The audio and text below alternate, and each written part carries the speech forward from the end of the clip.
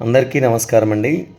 ఈరోజు మా కవిమిత్రులు సుప్పని సత్యనారాయణ గారు రాసినటువంటి సిరా సమీరం కవిత్వం అనేటువంటి సంపుటిలో నుండి ఒక కవితను వినిపించగోరుచున్నాను.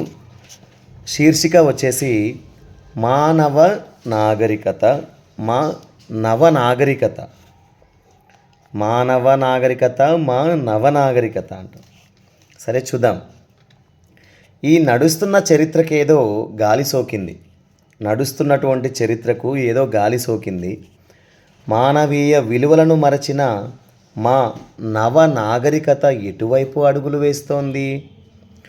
ఊహకందని ఉన్మాదాలు, ఆలోచన కందని అఘాయిత్యాలు, ఆగకుండా దూసుకు వెళ్ళే పాశ్చాత్య విహంగాలు, భవితపై దృష్టి లేక చీకటి సముద్రమును ఈదుతున్న యువ తరంగాలు, అనుక్షణం రక్త సంబంధ బాంధవ్యాలను మరచి పట్ట పగలన్న పట్టింపులు లేకుండా పచ్చి నెత్తురు తాగే పరమ కిరాతక రాబందులు స్వైర విహారం చేస్తుంటే కామాంధుల రాక్షసత్వానికి బలిపశువైన ఆడతనం, నవమాసాలు మోసిన నెత్తురు గుడ్డుకి గుండెకు హత్తుకునేది పోయి మురిపాలు పట్టలేక మూటగట్టి మురికి కాలువకు అర్పితం చేస్తుంటే తల్లితనానికి తాత్పర్యం ఉంటుందా?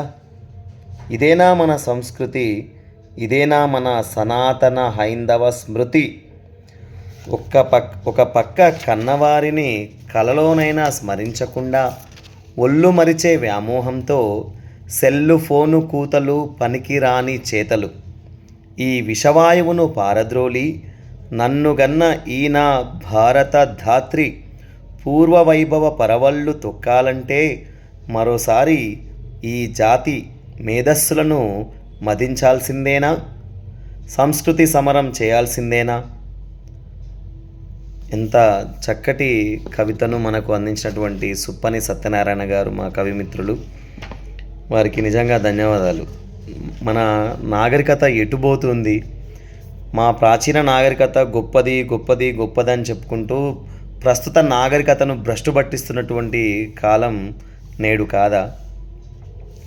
నిజంగా ఈ కవిత అర్థం చేసుకునే వారికే అర్థమవుతుంది. అర్థం కాని వారు మరొకసారి వినడానికి ప్రయత్నం చేయండి.